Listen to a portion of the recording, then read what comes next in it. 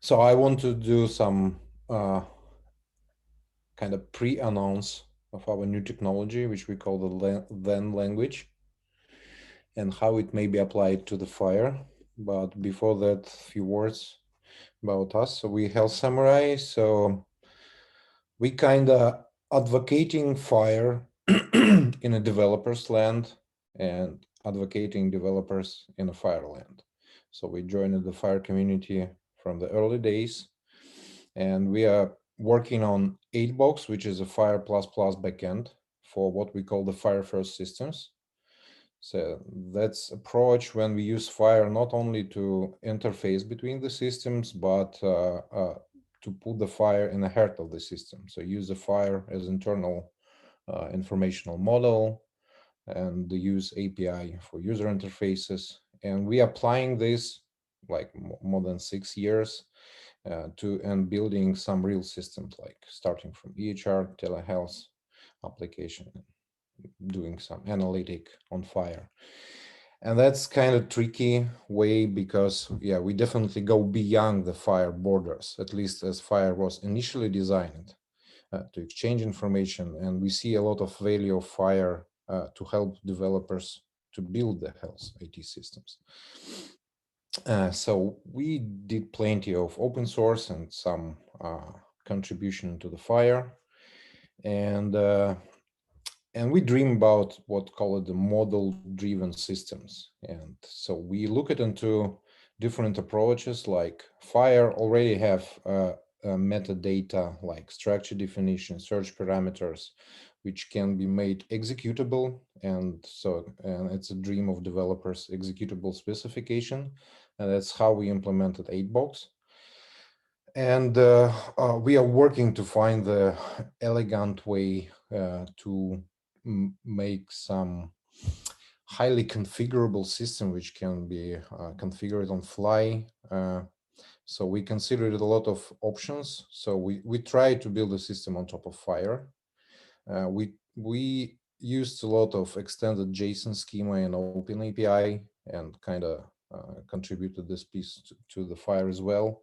Then we look into the very interesting lang of structured how to configuration languages. One is Q by Google developers. Another is a whole, which is coming from the Haskell land. The GraphQL tried to build the same ecosystem, but eventually we decided that we should write our own language. And our dream to create a kind of foundation, the Zen language is a foundation for the model-driven systems.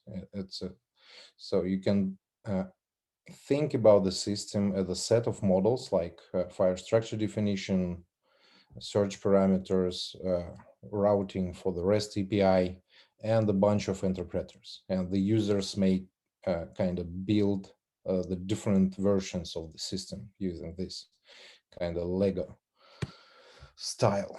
And yeah, we definitely want to put the model information as data, not as some special DSL. And during like probably this is 10 years of experiments, we come up to Zen language, and I will tell you about this Zen language. It's going to be practical. So I want to open my Emacs. Can you see my code? And just start writing the schemas and apply and try to solve the same problems what FHIR tried to solve with the profiling.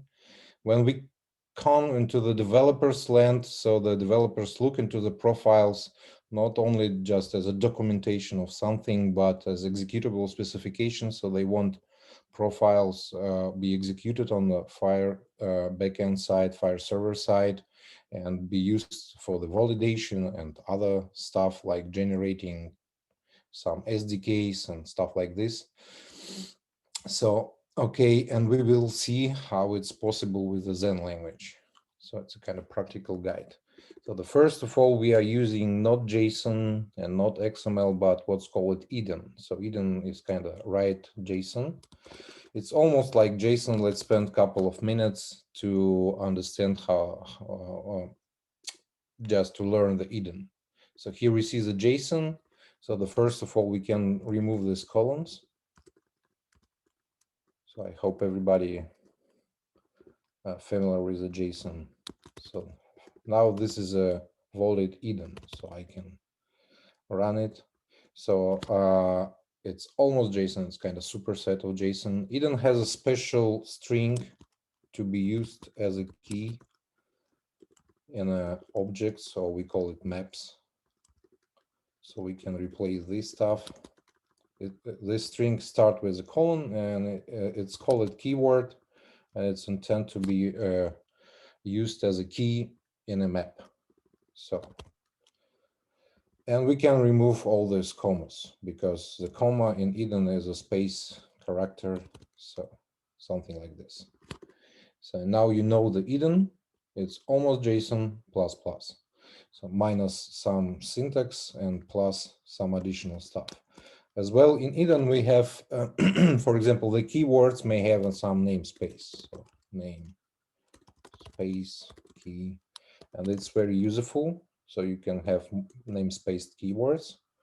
So there's more collection data types, like, for example, you have set collection, which is an unordered unique collection of some values. And you have a special string, so the keyword is a special string, and you have a special string which is called symbol. You just write it like a symbol, and this special string is used usually to refer some other entities or some other data in them. So hope you understand Eden now. So it's really simple. It's just a JSON++. So, but it has some nice feature which allows us to build the kind of metadata engine. So, and if you have any question, you can ask just during the talk. So, okay, now we know the Eden. Now let's try to kind of write from scratch the schema for the patient. So here we have a patient. So I think you can read it. Look at this like a JSON. So we have a classical JSON representation of the FHIR patient, and we want to write the schema from scratch. So the Zen is organized as a namespaces. So namespace essentially is a map or object. Here is a keyword key, and this is a value. It has a special key which is called NS, and this is a name of the namespace. It's organized in a file system like for example, Java project do. So we use a path, the file with the same name as the name of the namespace. You can nest it into the folders. As developers, we want to keep all this configuration, all this metadata and stuff under the source control. So it's layouted in a file system by naming convention like Java or I don't know, NPM packages, something like this. So and we provide this namespace. So you can put multiple models into namespace. For example, you can put the profile, some search parameter definition. So you have some freedom to organize code. And from this point of view, it's similar to the packages in Java or modules in JavaScript.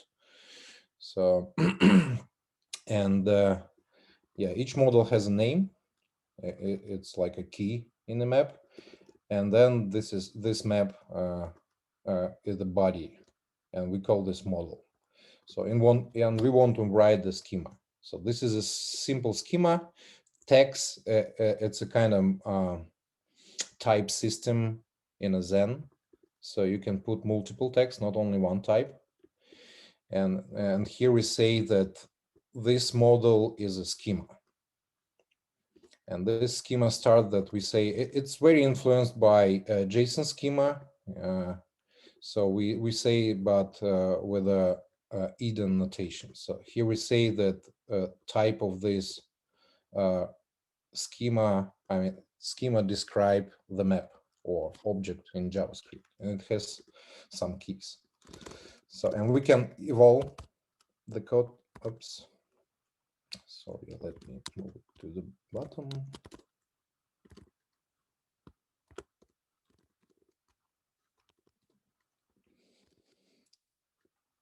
Okay. So here we have a data and we want to validate it. So, and we see the errors. So the engine says that it doesn't know the key name, it doesn't know the key birthday, and we don't have any schema errors. So we can kind of describe it. So the special keyword keys, and here you describe which keys this object may have, this map may have. So we say that it may have a name. For the collection types, we use a vector type. And here the special instruction which say that every element in a vector should match the following schema. So the nested is again map with the keys family and given. So now we can try it again. So and we only see that the birth date is missed. So let's create the birth date, describe the birth date. Try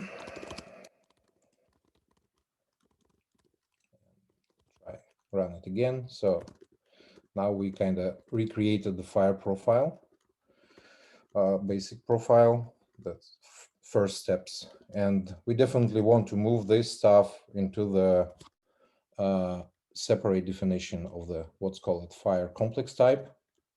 And we can do this. So let's just copy this stuff, give it a name, human name, for example, and put text. So this is a schema.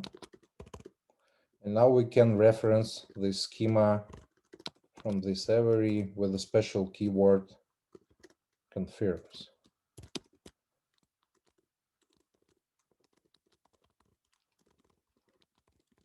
So if we try to validate it again, oops, something wrong happened. Okay, we described the human name. Okay, I broke my Eden. That's fine. Sorry. I will warm up and everything will be okay. So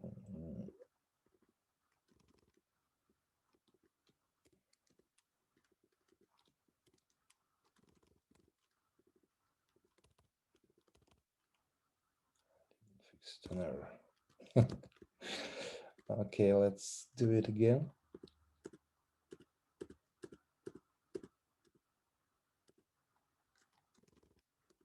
Let's get back to the working state. Okay. Now we take this stuff and say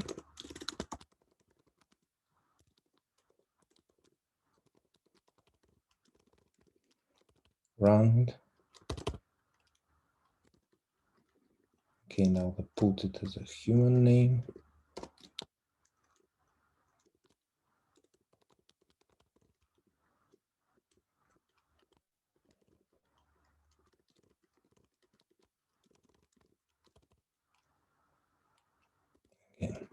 Okay.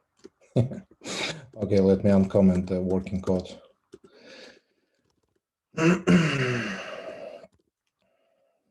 So here, yeah, it was because I forgot to comment.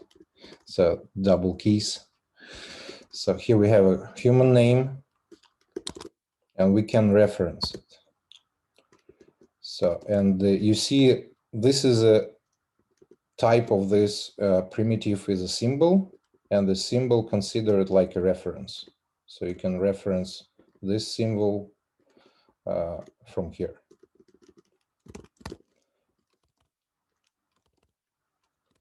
Okay, so that works. Yeah. Now we can do kind of more FHIR-like description for the patient and try to validate it. We can try to break it, kind of make some typo, and we see that the schema says that something wrong. Hope it's clear. Any questions, or it's too strange? Okay, so now let's try to recreate the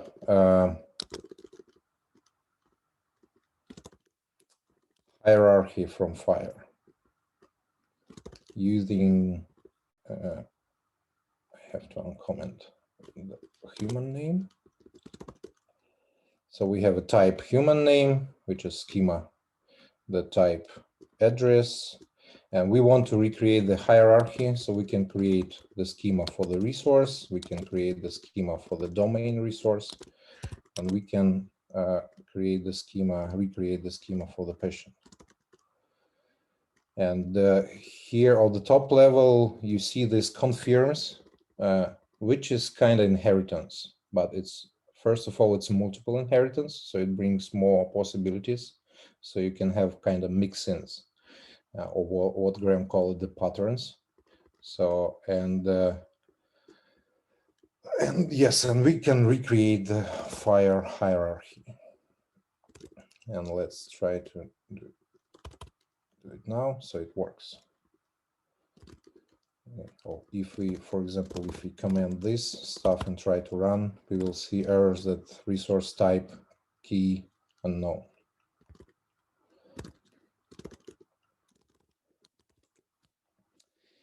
Yes. So, and the same way you can do the profiling. So let's just using these confirms. You say that the my patient should confirm to the patient, and then here you see the instruction which is required of family or given, and now we can change this, validate again this new profile, and see it says that gender is required. Let's put the gender.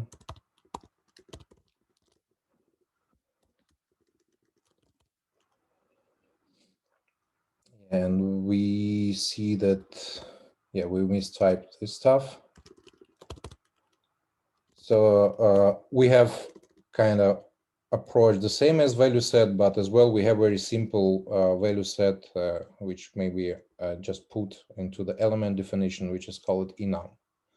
So if something fixed, you can use this enum keyword to describe that just in line that it may have only limited set of values.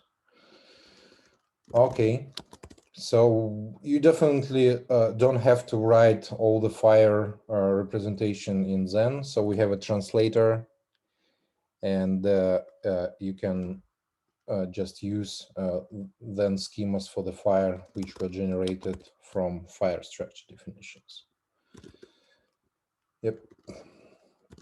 So, and maybe I can show you how to do the mix-ins of the patterns. So let's say we want to extract kind of name into mixin, and let's call it, I don't know,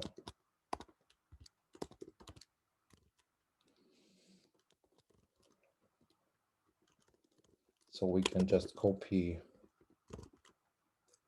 this stuff and remove everything but keep the name. So it's gonna be the pattern. And now we can remove this and add the mixin.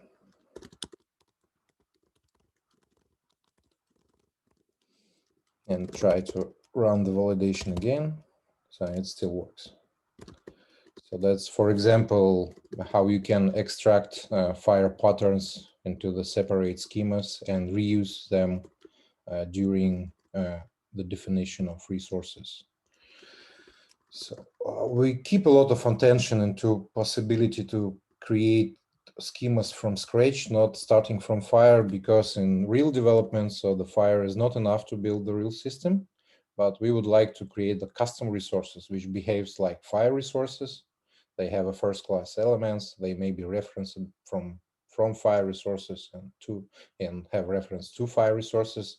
That's why we need this flexibility, because when you're doing the FHIR-first, you don't have time to wait HL7 to release the new version of the FHIR with a new resource you need. So, and you want to define it right now and start using it right now, and lately maybe align and migrate to what FHIR will release. Okay, now let's go into the profiling length. So let's play with the recreating the US core profiles. So now, as I said, so you may reuse the Zen schemas generated from the FHIR structure definition. This is just an example set, but we have a translator, so you can easily generate it for any version in a minute. And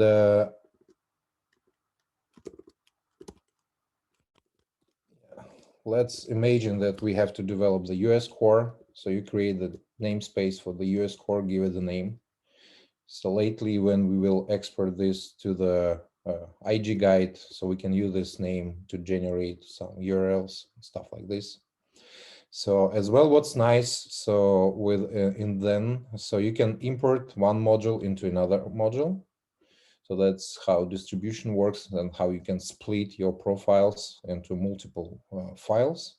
And that's less than FHIR do, just flat list of files and URLs as identifiers, but more than the code in Java land, for example. So you reference the package, and then you can use everything from that package. And it's layouted on a file system the same way like usually, for example, your code do. So by convention. So let's define the patient. So we have an example of the US patient. And let's try to validate again this schema. So, and yeah, here we told that these fields are required. And here how we can define an extension. So we prefer to, at least internally or for the FHIR-first system, use first-class extensions. So this extension behave like first-class elements in a FHIR. So you can reference it like patient.race, for example. You can put some namespace here, but it's much more convenient when you're building user interfaces, when you're doing analytic in database, storing resources. But because you know that this is extension, there's a very straightforward translation from the FHIR representation of extensions and the first-class extensions. Okay, so and we do this the same like we did for human name. So we just say it confirms to the race, and here is a race definition. So it's defined like a complex type, much simpler, but translator may understand it and translate to FHIR extension definition. So, but this looks more nicely for developers, less write, less support. Okay, so here how we described an extension. Let's try to validate again this extension. So this is how the first class extension will look in FHIR-first application. So let's make some mistake. Okay, let's just put the typo here. And we see it's found this key. So next is the value sets. Again, everything in Zen is a model. So we can define in the same namespace the value set like this. So it can be multiple engines for the value set. Some engine may request external server. Some engine may just refer the CSV file. And here we just listed the concepts. Or here you can put just the FHIR value set definition here. And we can bind it through this special command. And it will work. So let's make mistake here. It works. Yeah, and we see that this value set is validated. Honestly, then doesn't understand FHIR value set bindings. So internally we use the mechanism which is called effects. So you can extend then schemas with a bunch of effects. For example, you may say that the I don't know, identifier should be unique, and you can put some my extension unique. And for example, this side effect will go to the database and validate that there is no other resources with the same identifiers. And this done internally in Zen through the effects. So the validation is pure, functionally pure, but let me show you how it works. Or maybe it's too complicated. Okay, so it works somehow. If anybody will have questions, yeah, I will show you and I will tell about this. Okay. So that requires smart enough. So for example, here you can say that or given or family. And what else we can do? Yeah, we go through the value sets, we go through the extension. Now let's go to more classical profiling examples like BMI, for example. Let me show you the BMI in Eden. And this is analog of the US core BMI. So when you will do the FHIR profiling for the BMI, you will probably use slicing and all this stuff. But in Zen, we have a very interesting keyword, which is called match. It's a kind of pattern matching. So you can say in one command that this resource should match this pattern, this template. And all validation will be done automatically. So we just skipping this complicated area, which is called slicing, by very simple to understand pattern matching stuff. So here in pattern matching, this we don't put here as a vector, but we put the set notation, which means find in the coding collection something which is matched by this pattern. So let's try to evaluate this stuff. So we can run validation against FHIR observation, basic profile, or we can run against the BMI. So, and we see that we have a mistake, like here should be quadratic stuff, or we can, for example, mistype here.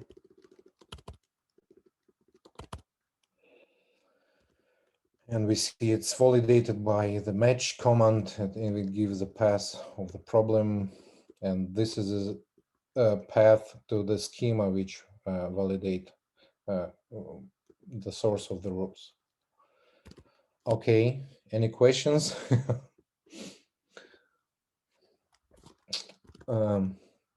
Let's go further. So still, eventually we need some slicing stuff. And this looks kind of mysterious, slicing in FHIR. And in Zen, we simplified it a lot. So because the slicing, so now I will try to explain this kind of complicated FHIR concept in a very simple words. So you need slicing when you have a collection of something and you want to put some constraints or apply some schema or other extension to the elements of this collection, but not to all of these elements, but to some of elements. And it's equivalent to the following the model that you filter collection by some criteria, and then you apply some schema or extensions to elements which were successfully filtered by this filter. So here is a special word filter, and we see the hash map. These keys are just names for the filter results. And we filter by matching, again, the pattern matching, so which may be simplified, but you may filter by other stuff. And we apply this schema to the items which were filtered. So here we say that the component should have exactly 2 items, min and max. And then we are filtering some code, allowing code for this systolic stuff and applying this schema. Internally we're matching that the quantity units are right and put, for example, some other stuff like other validation constraint that the number should be, or even maybe more, something like this. So hope this clear. And then you do another filter and apply another schema. So let's try to run it. And we see that we have a problem with the units. and we see that this is a diastolic slice of the filter. So, and you can easily put more constraints or even other extension to the specific slice. Let's say we want to add here the special extension.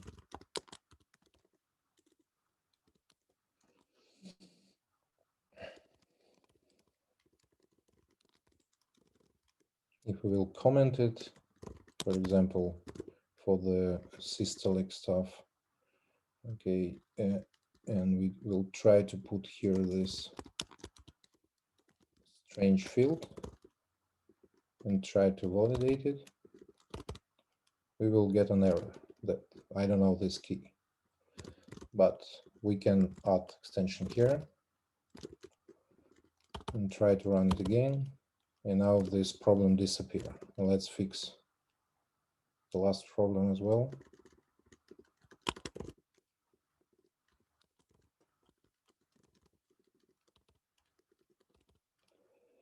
Okay, got, so we passed this stuff.